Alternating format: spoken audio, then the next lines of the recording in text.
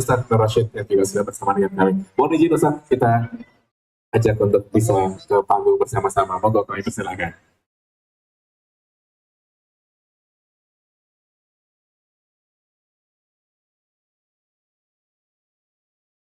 Masya Allah. Assalamualaikum warahmatullahi wabarakatuh. Alhamdulillah, Mas Denta.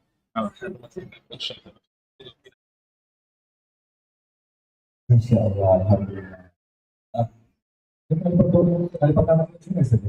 Ada momen kayaknya saya pernah jumpa Ustaz di mana? Karena wajah pasaran. Saya nggak mau berniat ke sana loh. Ustaz Rashid, apa kabar? Alhamdulillah. Alhamdulillah. Ini adalah bersama-sama sore hari ini salah satu damping lah teman-teman itu, atau mungkin juga salah satu yang juga sama-sama dengan komunitas Rekan-rekan. Betul, orang nggak punya hobi bikers juga atau berputar-putar. Alhamdulillah. Jarak terjauh yang pernah kita tempuh dengan kendaraan, kita pernah ke Mataram, Mas. Kita masih ingat kita naik Shogun 125 cc. Yang warna biru. Warna putih. Oh, putih. Karena dulu saya punya teman juga punya Shogun warna biru. Nah, itu dari Jogja ke Mataram. Alhamdulillah. Naiknya dari Jember. Oh, Jember. Tempuhnya berapa? Tetap kurang lebih kita sekitar 1 hari. Sekitar 1 hari. Alhamdulillah. Ada kaitan-kaitannya juga. Nah, saya pengen nanya sebelum tadi kita katakan ini. Pertama kali jumpa sahabat-sahabat kita dari Indonesia. Ya, alhamdulillah. Salatu wassalamu ala rasulillah. Kalau pertama kali kenal, pertama kali jumpa, mungkin yang bisa di-highlight adalah dengan para founder dan jajaran pengurus. Kita sudah lama saling kenal, kita sudah lama duduk di majelis, maka kemudian ketika mereka mendirikan sebuah komunitas, maka memang tidak kemudian dipaku pada satu ustaz saja. Sehingga mungkin bahasa tepatnya adalah kita membersamai teman-teman sudah cukup lama. Allah. Ya. Baik, sebelum kita nanti akan lebih detail dengan komunitas bikers ataupun the motor dan sebagainya. Di sini yang hadir tidak hanya teman-teman bikers itu, ada teman-teman, ada teman-teman muda juga yang punya hobi dalam kehidupan sehari-hari. Baik itu ada hobi yang berkaitan dengan masak-masak, ada juga yang punya hobi ada yang suka menulis dan sebagainya. Nah, bagaimana kemudian kita bersama-sama agar bisa menjadikan hobi itu tidak hanya kita bahagia, namun Allah juga ridho dengan hobi kita. Nah, kita ada sih pertanyaan dari situ. Allah akan berikan waktu untuk Ustaz Rashid untuk kita. Baik, Bismillahirrahmanirrahim. Assalamualaikum warahmatullahi wabarakatuh. Alhamdulillah. Alhamdulillahi wa kafa, wassalatu wassalamu ala rasulillahil mustafa wa ala alihi wa sahbihi wa mawala wa la hawla wa la quwwata illa billah. Para hadirin sekalian, kaum muslimin dan kaum muslimat yang tetap ingin bahagia meskipun dolar 18.000 rupiah. Satu hal yang harus kita catat bersama adalah Islam ini dinul muyassar, agama yang sangat mudah. Bahkan ketika Nabi SAW dihadapkan pada dua pilihan, maka beliau akan memilih bagian yang paling mudah. menunjukkan bahwasanya untuk menjadi seorang muslim yang notabene ia menegakkan syariat dan juga terlarang untuk senang-senang. Sehingga mau itu kemudian dia senang-senangnya dengan touring, mau itu ia senang-senangnya dengan mungkin cooking dan lain sebagainya, maka Islam agama yang sangat mengakomodir itu semua. Tapi ini poin yang sering kali dilalaikan. Karena sebagian orang akan mengatakan kalau muslim, maka ya sudah, dia harus berputar antara masjid Al-Quran, masjid Al-Quran. Seakan-akan kalau muslim di sana, apalagi mungkin yang terkesan gaul, dicoret dari kata soleh. Nah ini masalah. Padahal tidak demikian. Kita buat satu slide yang mungkin ditampilkan atau tidak. Tapi ada di sana panduan syariat bagaimana mengatasi kejenuhan dan bagaimana panduan syariat mengakomodir seorang muslim yang ingin menggapai kesenangan. Ada di sana kemudian aturannya. Artinya, sungguh Islam ini agama yang sangat ramah dengan segala bentuk hobi. Walaupun dari hobi-hobi yang ada, di sana tetap ada rule-nya. Ada nanti di sana hobi yang terlarang di dalam syariat. Ada di sana hobi yang memang dibuka selebar-lebarnya. Seperti hobi yang dibuka selebar-lebarnya adalah ketika di sana ia melaksanakan hobi, keluarga tidak terabaikan. Keluarga tidak terabaikan ini panjang kaitannya dengan nafkah.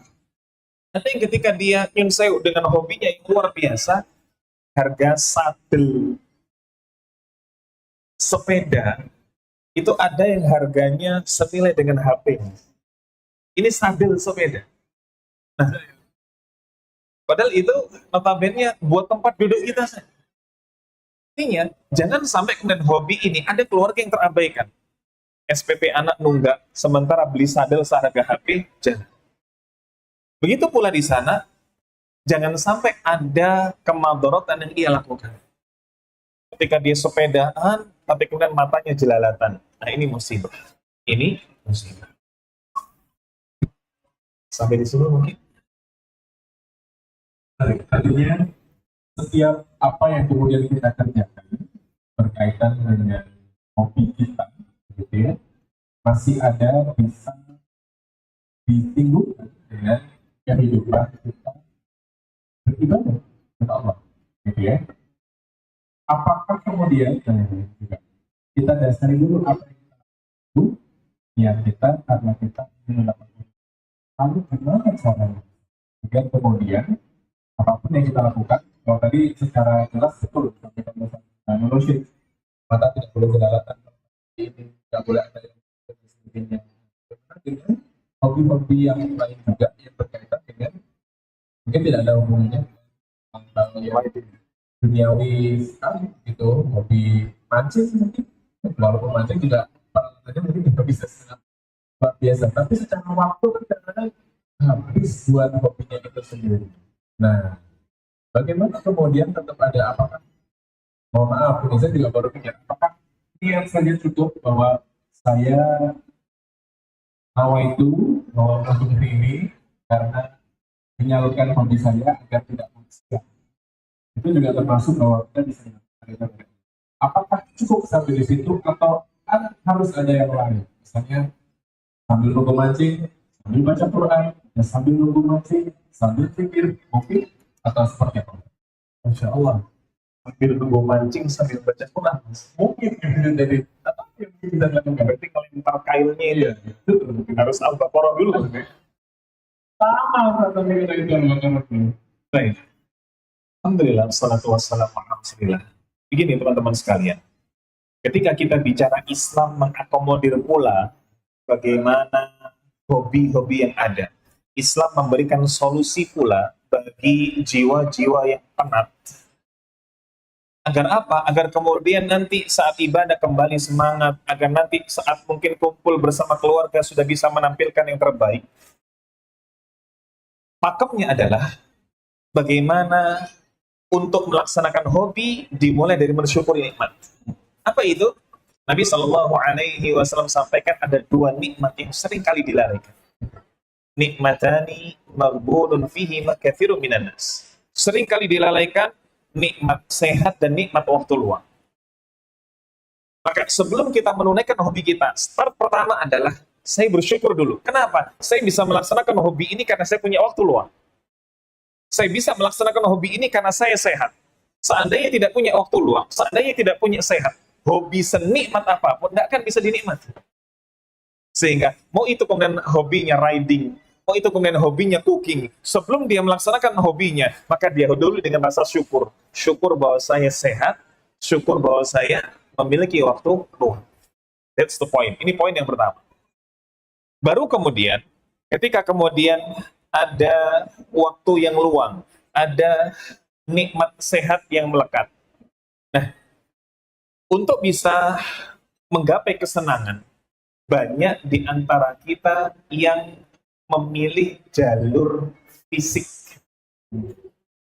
Kita mau bahagia nih. Ya. Maka, kalau dibuat diagram, bisa terbagi menjadi dua. Ada bahagia lewat jalur fisik, ada bahagia lewat jalur psikis. Bahagia lewat jalur fisik, bagaimana kemudian touring. Ya. Bagaimana bahagia lewat jalur fisik, bagaimana dia wisata kuliner. Tapi ada pula bahagia lewat jalur psikis. Duduk di majelis ilmu, khataman Al-Quran. Tapi tidak tahu, kalau mancing baca Al-Quran itu menggabungkan fisik dan psikis itu. Maka itu dulu bisa nggak kayak gitu? Ala kulli hal, ini cara kita yang diakomodir oleh syariat untuk mencapai kebahagiaan. Ada jalur fisik, ada jalur psikis. Banyak di antara kita yang hanya lewat jalur fisik. Pertanyaan besarnya adalah, mau sampai kapan? Kita riding senang, yes. Kita wisata kuliner senang, yes. Tapi sampai kapan? Kan ada limitnya. Akan ada masa di mana kita tidak mampu lagi secara fisik. Teman-teman dari Biker Subuhan, Mas Agus, berapa usia yang paling sepuh? Ada yang 69, Masya Allah. 69 ini dia rutin atau temporary? Alhamdulillah. Alhamdulillah pula, bagaimana teman-teman dari Biker Subuhan, jarak tempuhnya terbatas dengan teritorial Yogyakarta.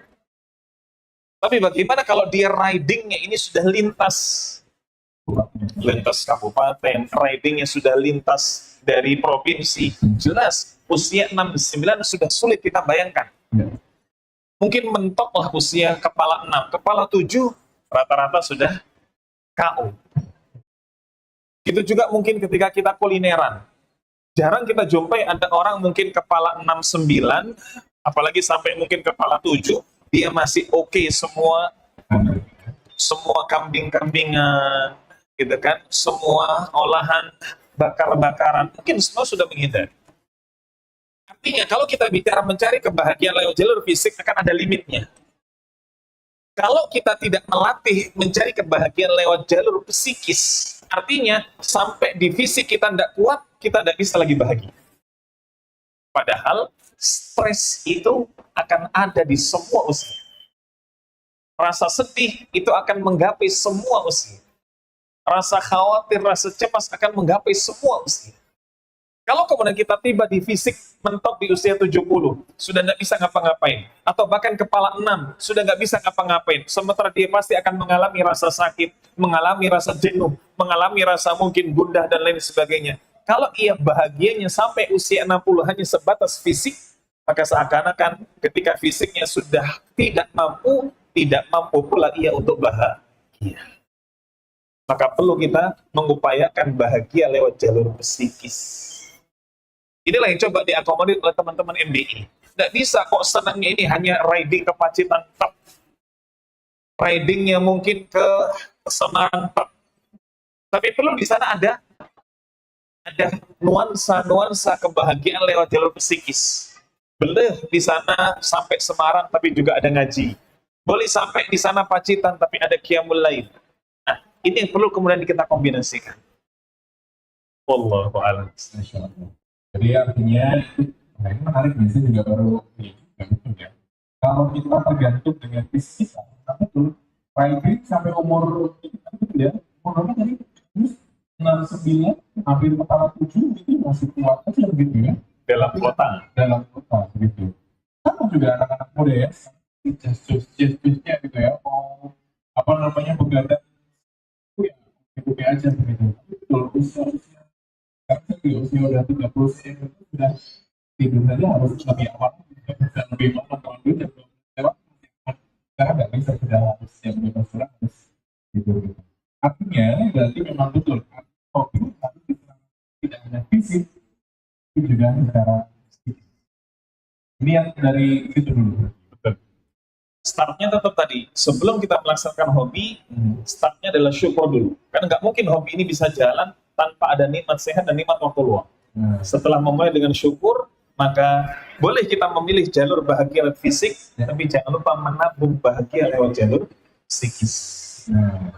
Artinya kalau kembali lagi ke tubuh kita dan juga secara psikis kita, berarti kita harus mempersiapkan fisik kita dan juga psikis kita. Iya. Dan tidak semua hobi fisik diakomodir. Maksudnya gimana? Ada beberapa hobi yang memang dalam tinjauan syariat tidak boleh. Oh iya. Misal, saya hobinya apa? Saya hobi, pernah lihat enggak? Ada satu lomba. Kita lihatnya video orang luar. Maka dia saling head to head hadap-hadapan, tapi kemudian yang dilakukan adalah saling nampar satu sama. Jadi banter-banteran ngapuk. Ada yang kemudian pakai apa? Yang satu nampar, yang satu harus kuat. Satunya pun juga gitu, gantian nampar harus kuat. Ini ada di sana. Ini ada di orang-orang luar. Sementara kalau ini kemudian kita terapkan, maka Islam jelas melarang ini. Karena bagaimana memukul wajah yang notabene kehormatan adalah sesuatu yang terlarang. Sehingga kalau kita bicara fisik, saya ingin bahagianya lewat fisik, boleh. Tapi di sana pun juga ada, di sana ada batas-batasannya. Contoh, bagaimana kita mencari kebahagiaan fisik. Ketika di sana Nabi Shallallahu Alaihi Wasallam sampaikan, "Alimu auladakum bis-sibahata war-rimayah." Ajari anak-anak kalian untuk berenang dan juga memanah. Maka silakan salurkan hobi merenang, salurkan di sana hobi memanah. Atau Nabi Shallallahu Alaihi Wasallam juga ajarkan beberapa sahabat bergulat. Maka bergulat, ikut mungkin perguruan A, perguruan B, dan lain sebagainya. Ini diakomodir oleh syariat. Tidak ada masalah. Begitu pula dengan berkuda. Maka berkuda, ada titik level tertentu yang memang di sana sangat sedikit sekali. Seseorang yang dia sudah latihan untuk memanah, maka butuh di sana konsentrasi. Tidak bisa ia kemudian melepas anak panahnya dengan nafas tidak beraturan. Tidak bisa. Karena sedikit saja bergerak, maka sasaran sudah melenceng jauh. Sementara ada pada tingkatan tertinggi, ketika seseorang berkuda, maka dia berkuda sembari memanah. Sehingga kemudian lower body ini boleh bergerak sesuai dengan pelana kuda, tapi upper body ini sesuai dengan konsentrasi yang tingkat tinggi. Nah, ini sesuatu yang berbeda. Ini ada the next level. Nah, ini diakomodir oleh fisik. Silahkan kalau memang bisa. Nah, bagaimana kemudian dengan hobi-hobi yang terlarang? Ada pula di sana hobi-hobi yang terlarang. Di antara hobi terlarang yang juga marak di luar sana adalah al-washimah. Apa al-washimah itu? Al-washimah itu mentato. Sering seseorang ketika menjalani kehidupan, di momen tertentu dia ingat, oh ini momen yang berkesan, maka dia pasang tato di sana. Oh ini momen yang berkesan, dia pasang tato di sini. Sehingga sekujur tubuhnya penuh dengan tato. Maka ini sesuatu yang mel'un, sesuatu yang terlaknat. Bagi wanita ada tidak? Yang khusus bagi wanita ini adalah maklum. Ada. Hair extension. Bagaimana menyambung rambut? Ini sesuatu yang terlarang. Disebutkan dalam hadis Ibnu Umar, anna Nabi sallallahu alaihi wasallam la'ana. Nabi itu sallallahu alaihi wasallam melaknat orang yang al-wasilah wal mustawsilah. Orang yang dia menyambung rambut, bahkan capster salonnya yang menyambung rambut. Ini sesuatu yang mal'un, terlaknat. Sekarang lagi-lagi kita melihat bagaimana kacamata orang luar. Tampilnya ingin tampil menarik, tampilnya ingin tampil wah, dan lain sebagainya. Maka ada orang yang hari ini, pekan ini, dia sudah rambut pendek, pekan berikutnya dia sudah rambut panjang.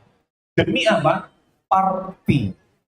Demi apa? Demi mungkin action di hadapan kamera, dan lain sebagainya. Maka ini sudah sesuatu yang terlaknat.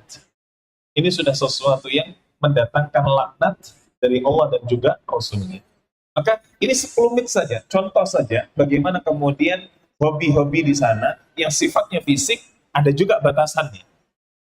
Nah, hobi yang masuknya ranah psikis ada tidak batasan? Kira-kira ada nggak, Mas Denda?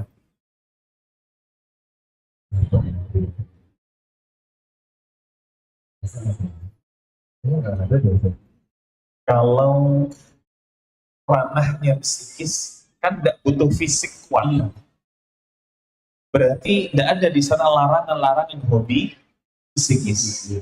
Ternyata ada.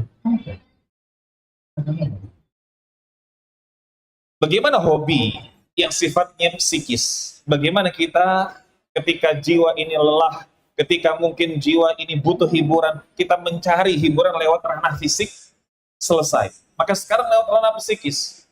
Maka tadi kita contohkan di sana ada dengan duduk di majelis ini. Ada di sana dengan tilawah Al-Quran. Ada di sana dengan salat malam. Bahkan di level tertentu, maka healing kita setiap hari ini minimal 5 kali. Kapan itu? Ketika salat. Nabi SAW seringkali ketika kemudian Bilal akan mengumandangkan azan, maka Nabi mengatakan, ya Bilal, arihna bis salat. Wahai Bilal, istirahatkan kami, healingkan kami dengan salat. Dimulai dengan suaranya Bilal.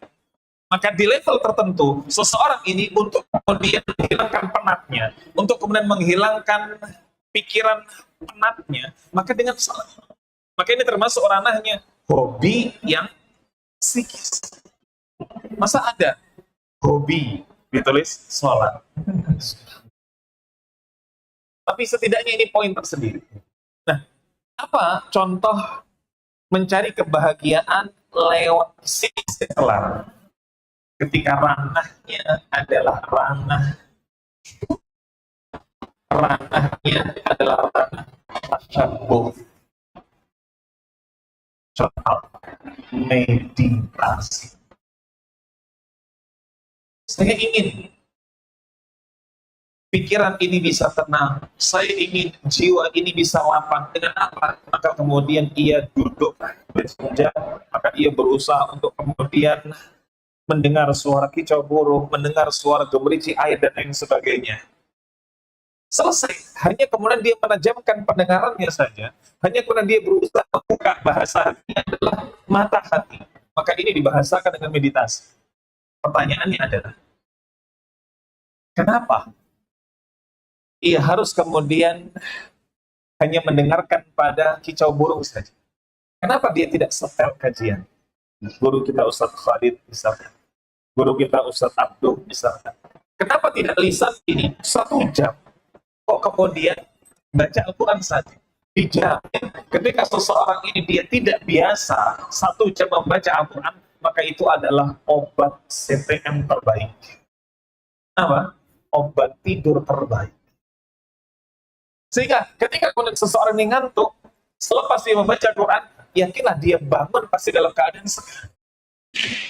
Karena itu yang disampaikan oleh Nabi SAW dalam hadis yang panjang. Maka beliau mengatakan, anta ja'alal Qur'an rabi'al qalbi. Hendaklah engkau jadikan bagaimana bacaan Al-Quran ini adalah penghilang dari segala kesedihan.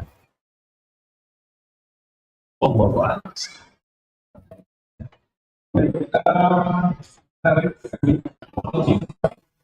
Ada yang mungkin mau dikandungnya mau disampaikan Karena info. kita sudah sampai di pertengahan, sepertinya enak kalau kita model dialog begini saja Ustaz. Ya, kita lanjutkan lagi ya Ustaz ya berarti ya. Artinya kalau tadi saya rangkum sedikit dari yang saya katakan, ternyata hobi itu banyak kejadian. Mungkin secara hobi sedang, gitu ya. Namun juga ternyata ada hobi-hobi secara psikis. Bagaimana kemudian kita berbeda dengan profesi, pula juga dengan apa yang tadi privilege. Nah, itu juga menarik artinya kalau kita kita pasti akan mendengar kita suara kicau burung, suara dan sebagainya. Itu juga menjadi nyata juga cukup mulai memperhatikan juga. Dan misalkan kemudian kita tentu hal-hal yang juga tidak terjadi, ya. Artinya ada hal-hal yang kemudian perlu kita pasang juga. Nah, terkait dengan hal itu agar kita tidak semakin menjauh ataupun semakin jauh, dan hal-hal yang kemudian perlu kita tahu benteng-benteng yang kemudian bisa kita jadi tahu hobi yang boleh dan ini hobi yang tidak boleh. Baik. Ini yang harus kita bahas.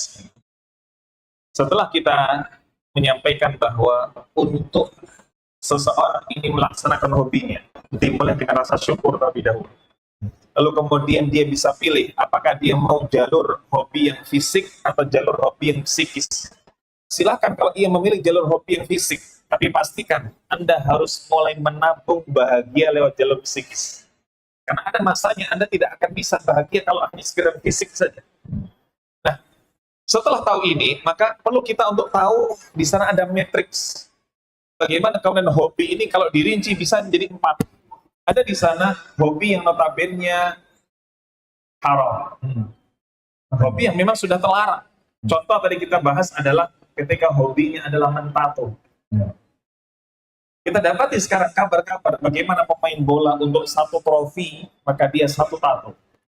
Pemain bola untuk 1 klub, maka di sana 1 tato. Seakan-akan itu menjadi sebuah hobi baginya, yang menjadi tanda di dalam tubuhnya. Ada kemudian di sana hobi yang dia sia-sia.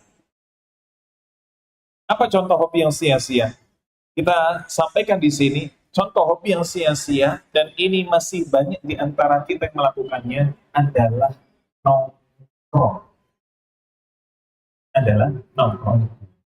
Ketika dia mau ngopi di satu tempat, dia tidak punya to-do list apa. Dia harus melakukan apa, dia mau mengerjakan apa. Lain cerita kalau seseorang yang nongkrong, tapi dia punya agenda. Bahwa dia nongkrong, dia ingin membuat katakanlah 1 tulisan, 1 artikel. Dia nongkrong, dia ingin membuat 1 desain. Dia nongkrong, ingin membuat 1 karya. Apapun itu. Maka ini jelas bermanfaat. Tapi ada yang sia-sia. Dia nongkrong, pesannya matcha latte, lalu kemudian minumnya 1 seruput per 10 menit, akhirnya tidak terasa, sudah berjam-jam dia di sana. Maka ini sia-sia. Apalagi yang dia lakukan hanya scroll-scroll saja. Dan ini banyak sekali. Maka ini adalah hobi yang haram, ini adalah hobi yang sia-sia, maka berikutnya di sana ada hobi yang mubah. Apa hobi yang mubah? Hobi yang mubah seperti yang kemudian tadi kita dengar pemaparannya para bikers. Ini hukum asalnya mubah. Kita akan menentang keras ketika dia mengatakan, apa hobimu? Hobi saya hobi yang berpahala. Apa hobi berpahala? Hobi saya adalah riding. Nah, hukum asal riding itu mubah. Menjadi kemudian naik tingkat dari hobi yang mubah menjadi hobi yang berkah. Baru ketika yang mubah tadi ada nilai plus-plus. Riding plus bakti sosial. Riding plus di sana ada daurah. Riding plus di sana takblik akbar. Maka dari mubah dia naik tingkat menjadi berkah. Maka ini matriksnya. Ada kemudian yang haram, ada kemudian yang sia-sia. Ada kemudian yang sia-sia, ada yang mubah, dan ada yang berkah. Pastikan kita ada di sini. Pastikan start kita ada di mubah. Sehingga kemudian kita ini bisa naik tingkat ke yang berkah. Baik. Nggak terlalu jauh ya. Jangan haram. Kalau ke haram dulu biasanya akan semakin sulit. Iya, videonya jadi panjang. Nah, ikhwatal iman, ahbakumullah. Dan mungkin sedikit menambahkan Mas Denta, bahwa ada di sana 6 rambu-rambu syariat yang coba untuk kita susun. Ada 6 rambu-rambu syariat yang coba kita susun. Bagaimana kemudian agar hobi-hobi kita ini tetap ada di track yang benar. Hobi kita ini tetap ada di track yang bisa mendapatkan ridha ilahi. Ada 6 poin di sana. Poin yang pertama, apapun hobi Anda, sisipkan selalu niat untuk memberikan manfaat. Ada orang yang dia hobinya cooking, tapi sebatas cooking, selesai. Dimakan sendiri. Itu pun kalau kemudian sudah ngerasa jenuh, akhirnya dibuang. Anda punya budget lebih, silakan cookingnya di sana jumlahnya agak banyak, selesai, maka bagi. Atau dibuat kemudian jalur, saya akan cooking setiap Jumat pagi. Sehingga ketika kemudian selesai, mau ini nanti nilainya ini B, atau mungkin nilainya ini B+, ya sudah, silahkan nanti serahkan kepada masjid. Niatnya selalu.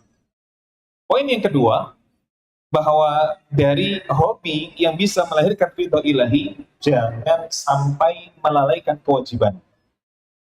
Riding, tapi kemudian dengan riding tersebut buat istri marah. Riding, tapi dengan riding tersebut budget untuk anak SPP diambil.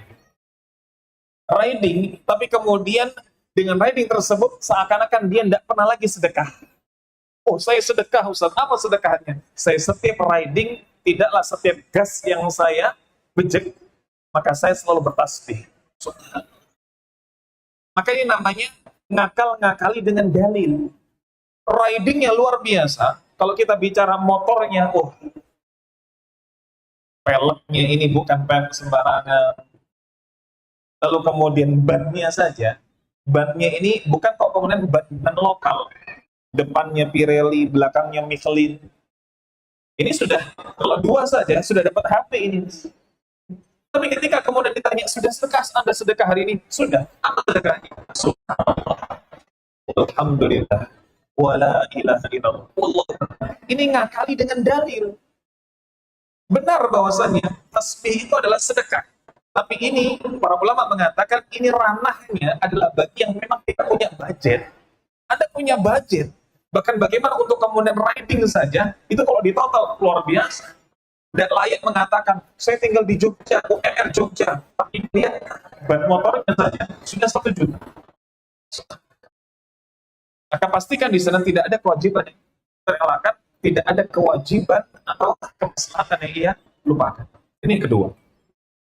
Poin yang ketiga, bagaimana agar hobi ini bisa melahirkan ridho ilahi, pastikan di sana tawassut, seimbang, tidak kemudian berlebihan, dan tidak kemudian di sana bermudah-mudahan.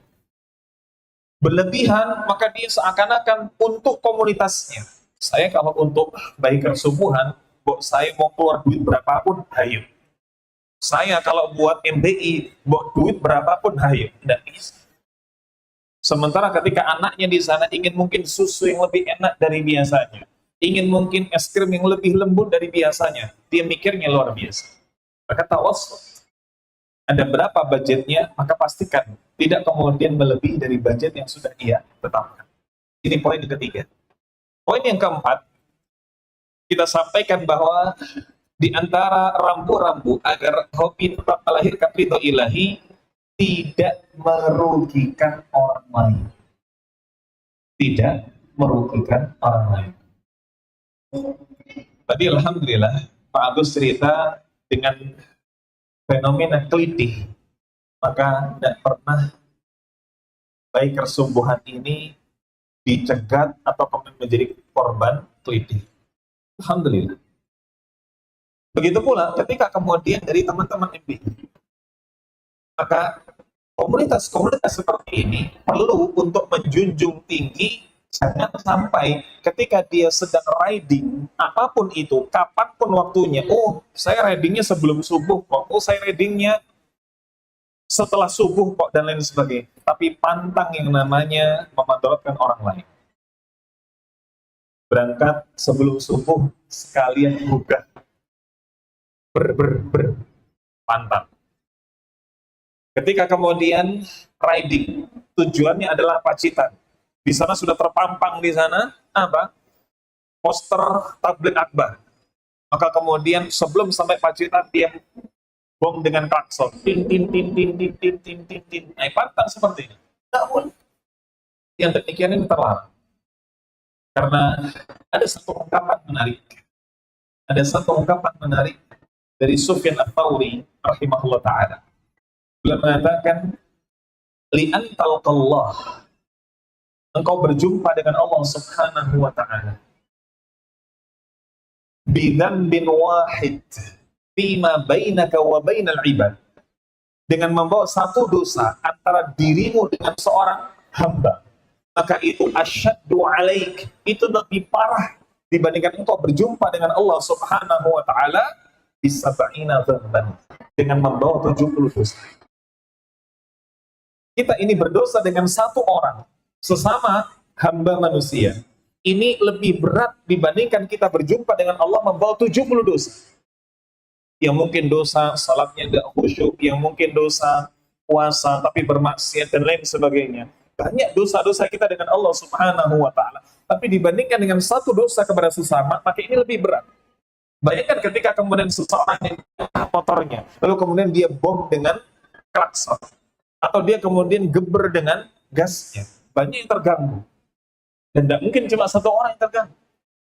Betapa berat hisabnya. Lalu poin yang kelima, agar hobi di sana tetap bisa meraih ridha ilahi, pastikan ada kematangan finansial. Karena hobi erat kaitannya dengan fulus. Ada tidak hobi yang tidak keluar fulus? Ada, Mas Denda? Hobinya kajian. Oh, iya. Alhamdulillah. Tapi kira-kira kalau kita bikin survei, ada sensus begitu, yang hobi writing dengan yang hobi kajian, ini kira-kira timpang atau timpang banget? Timpang banget. Maka rata-rata hobi di sana akan mengeluarkan uang. Rata-rata hobi di sana akan berpengaruh terhadap finansial. Maka poin kelima, agar hobi ini bisa melahirkan ridha ilahi, pastikan di sana ada kematangan finansial.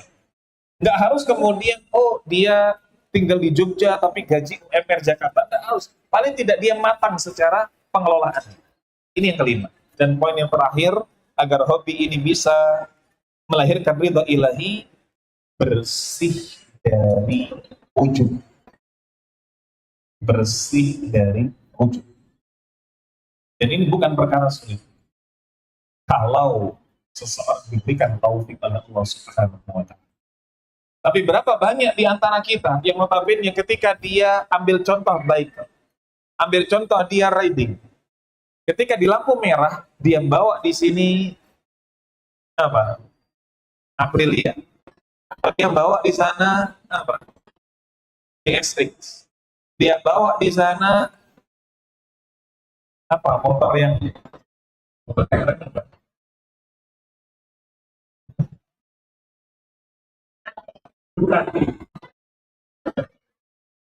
dia pakai Ducati, walaupun EDV dia bukan EDV yang 150, bukan 160, tapi dia pakainya X-EDV gitu ya.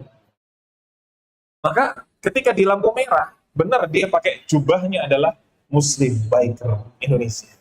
Tapi yang di samping ada Honda Astrea. Apa yang dilakukan? La haula wa la quwwata illa billah. Para ulama ketika menjelaskan tentang ujub, kenapa kok ujub itu adalah muqaddimatu kibr? Kenapa kok ujub itu adalah muqaddimahnya sombong? Karena beda antara ujub dengan sombong. Kalau ujub itu rafa'a nafs, dia mengangkat dirinya, fauqa qadri, mengangkat dirinya di luar dari apa-apa yang seharusnya. Dia mengangkat dulu dirinya, setelah dia ujub, baru dia kiber. Apa kiber? Meremehkan orang lain. Maka artinya ketika para ulama menyatakan bahwasanya ujub ini adalah muqaddimahnya kiber. Ketika seseorang ini dia sudah ujub, sangat mungkin seseorang akan kiber.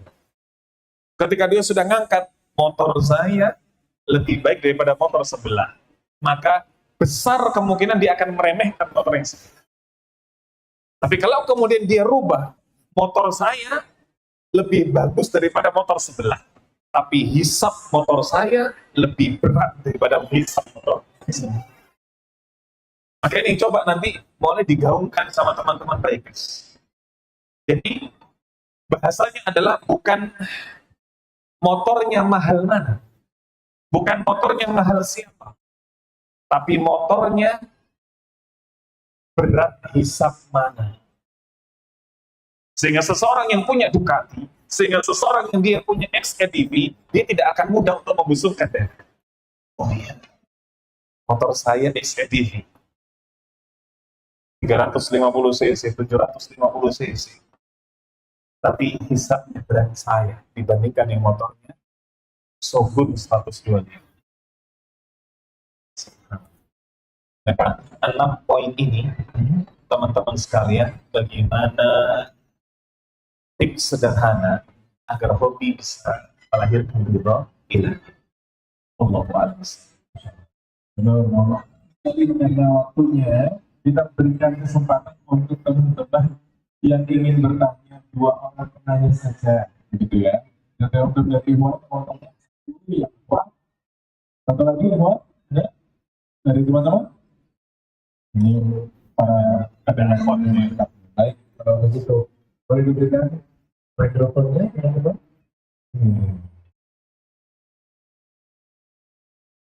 Silakan.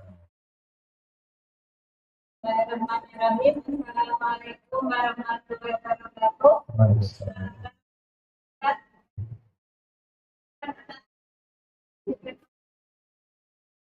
Mungkin ada lagi.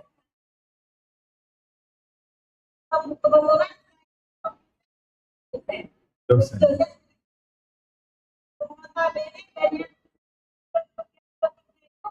berdoa ya. Berkualitas bagi yang atau kemampuan dalam menyampaikan.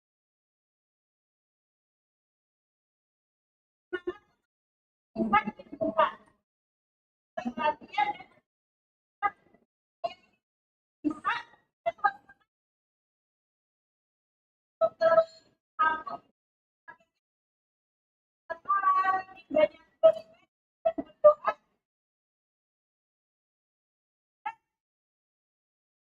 Bukan apa ada harapan itu di apa ya dijaga oleh Allah yang boleh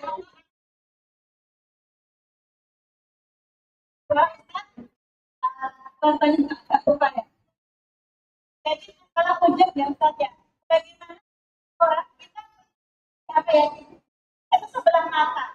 Jadi kayak anda orang rendahan nggak mampu akhirnya kita di situ tiba rasa sakit tapi rasa itu menjadikan kita kita bisa tidak ingin juga orang gitu ya jadinya ingin apa ingin belajar syukur tapi dalam hati itu ingin bahwa aku tidak yang bisa gitu ya itu memang tidak tapi bukan untuk kita balas dendam tapi ingin apa ya tidak Direndahkan lagi.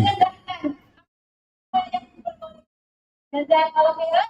Assalamualaikum warahmatullahi wabarakatuh. Baik, langsung bertanya. Baik. Pertanyaan yang pertama, bolehkah kita beribadah, bahkan menaikkan level ibadah kita, tapi tujuannya adalah dunia? Maka kalau tujuan utamanya dunia, tidak boleh. Namun kalau dunia ini mengiringi, maka ini sesuatu yang sangat diperbolehkan. Contoh, ketika kemudian seseorang ini bersedekah, maka ketika dia bersedekah, Dia jelas berharap bahwasanya ini sedekahnya diterima oleh Allah Subhanahu wa taala. Jelas bahwa sedekahnya ini dia harapkan nanti akan menjadi hartanya ketika di akhirat. Tapi di sisi yang lain dia niatkan, semoga dengan sedekah ini sakit saya membaik. Semoga dengan sedekah ini pintu-pintu rezeki yang lain terbuka. Maka ini boleh. Dan Nabi Shallallahu Alaihi Wasallam menyampaikan dalam hadis yang sahih, dawau mardakum bis sadaqah. Obati orang yang sakit di antara kalian dengan sedekah. Maka ini hadis yang sahih. Artinya ketika seseorang ini salat malam, kok kemudian dia tujuannya ingin supaya dia bisa lolos, katakanlah mungkin ke jenjang berikutnya, atau mungkin dia lolos ketika apply dalam satu mungkin kapasitas tertentu, amanah tertentu dan lain sebagainya, boleh.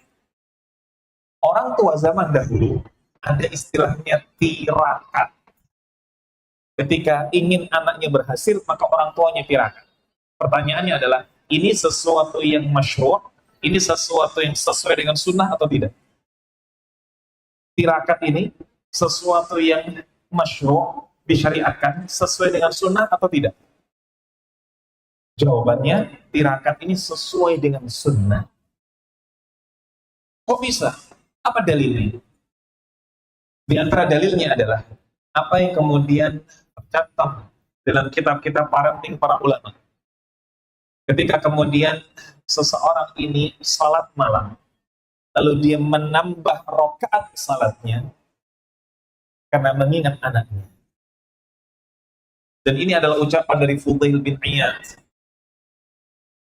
Ini adalah ucapan dari Sa'id bin Musayyib dan lain sebagainya. Sungguh aku ketika salat, maka la azidanna fis salah min ajlik. Ketika aku salat malam, sungguh aku tambah rakaat salat malam li ajlik, untuk muai anakku, agar kemudian kebaikan Allah memberikan di sana kemudahan untuk anak, agar kebaikan dari Allah kemudian memberkahi sang anak. Maka ini tirakat. Sehingga orang tua kita dahulu membahasakan tirakat meskipun tidak tahu dalilnya, tapi setelah kemudian kita paparkan, ternyata di sana dalilnya ini ada. Jadi tirakat itu adalah sesuatu yang apa? Sesuatu yang bagian dari sunnah. Tidak ada masalah. Baru yang keliru kalau di sana saat dia sholat, saat dia sedekah, tidak ada porsi akhirat sama sekali. Ini salah. Wallahu a'lam. Adapun di sana pertanyaan yang kedua. Ketika kita mendapatkan celaan, ketika kita mendapatkan cacian, kalau bahasa sekarang mendapatkan bulian, lalu ini bisa menjadi bahan bakar dalam diri untuk memotivasi kita, sehingga kita kemudian semangat dalam mungkin mengejar cita-cita, kita semangat dalam merintis usaha dan lain sebagainya. Bolehkah yang demikian ini? Boleh. Lebih tajam lagi, bolehkah yang demikian ini kalau nanti untuk membalas dendam yang mengejek saya, membalas dendam yang membuli saya, baru ini yang tidak boleh. Baru ini yang tidak boleh. Tapi kalau tujuannya adalah bagaimana saya dulu dibully, saya dulu dicaci, maka sekarang saya sekolah harus sungguh-sungguh, saya merintis usaha harus profesional dan lain sebagainya, supaya bisa menjaga kehormatan. Ini dibolehkan. Karena menjaga iffah, menjaga kehormatan ini bagian dari penjagaan-penjagaan dalam syariat Islam. Ada di sana penjagaan-penjagaan, ada di sana hifdzuddin, penjagaan agama. Ada di sana hifdzun nasl, penjagaan terhadap nasab. Ada di sana hifdzun nafs, penjagaan terhadap jiwa. Ada di sana hifdzul mal, penjagaan terhadap harta. Maka ini semua adalah bagian dari penjagaan-penjagaan. Maka kalau di sana untuk menjaga kehormatan agar kita tidak dihina, ini boleh. Tapi kalau tujuannya adalah supaya saya bisa balas dendam, ini tidak boleh. Wallahu a'lam. Karena banyak terjadi jalan ya dapat situasi dulu waktu tidak punya dikatakan itu kita berusaha mengatakan, tapi memang ada di tidak aku sudah ada di posisi ini. Kamu juga mungkin juga sama gitu dengan cerita itu. Mungkin tidak betul sama faktor boleh menjadi bahan bakar, kemudian menjadi pembalasan dendam.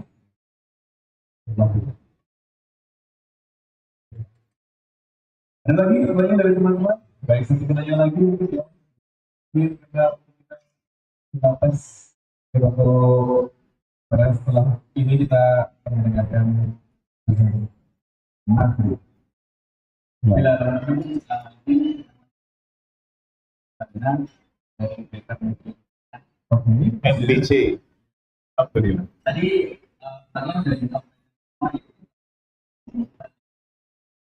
mendapatkan ini ada mendapatkan, tapi kadang-kadang sebagai langsung kita ini tentang kawan-kawan adalah lebih baik minta maaf daripada minta izin. Maksudnya adalah asal pada ketawa dan sering-sering kita punya jaket dalam seperti tapi ceritanya kita begini, walaupun secara kebutuhan diri, kebutuhan yang lain-lain kita nggak ada sudah terpenuhi ya. Nah ini bagaimana Pak? Ya.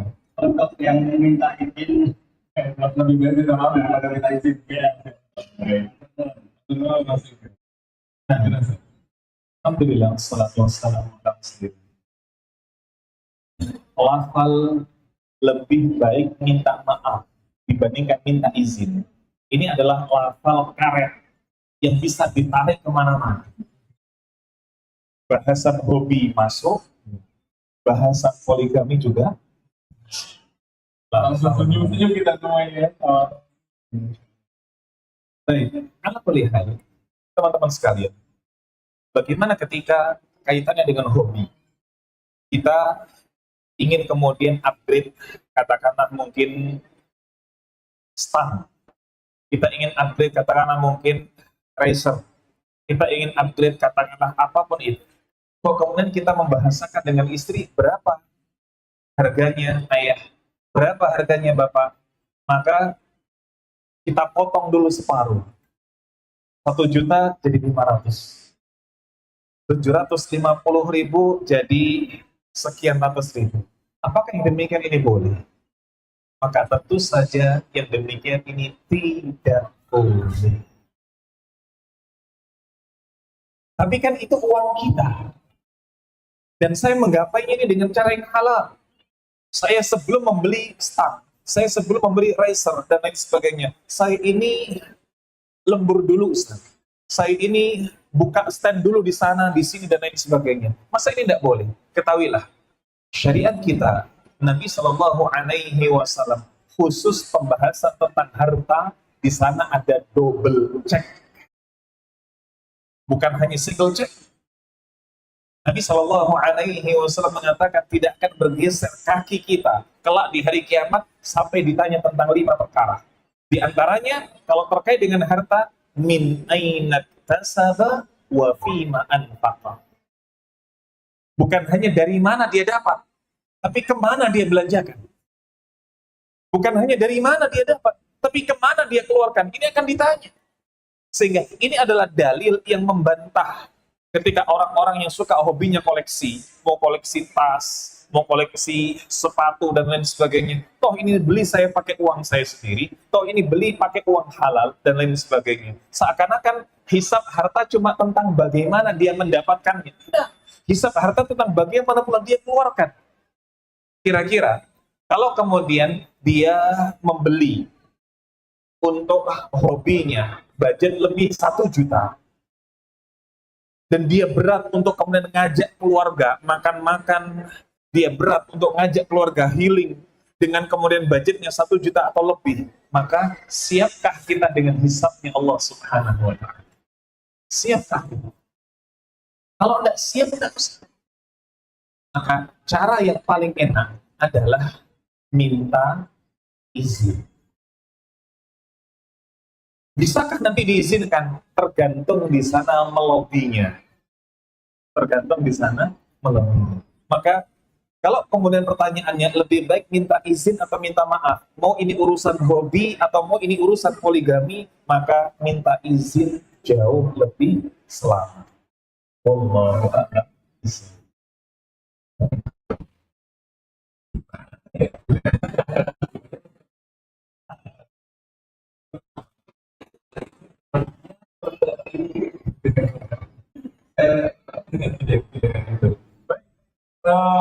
mohon izin karena waktu kita terbatas dan ini adalah berapa tadi 3 menit terakhir sebelum kita tutup.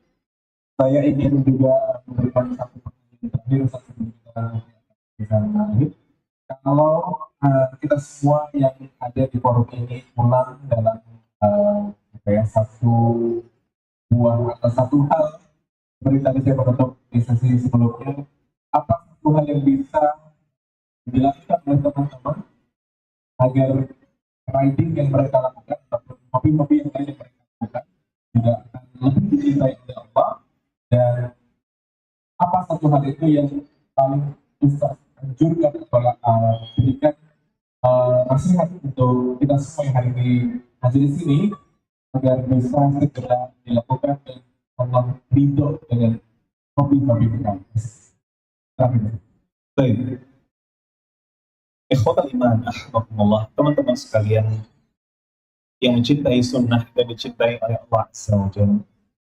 Apapun hobi kita, mau kemudian hobi kita ini riding, mau hobi kita ini cooking, maka ingat baik-baik bahwa hobi terbaik adalah apapun itu yang bisa menyegarkan kembali jiwa, yang bisa menguatkan kembali fisik, yang di sana tidak terlalu menguras dompetmu dan bisa membawamu kepada ibadah yang lebih baik. Apapun. Maka ini bisa kemudian kita pegang. Mau dengan hobi apapun itu, yang ketika kita melakukannya, jiwa kita kembali segar.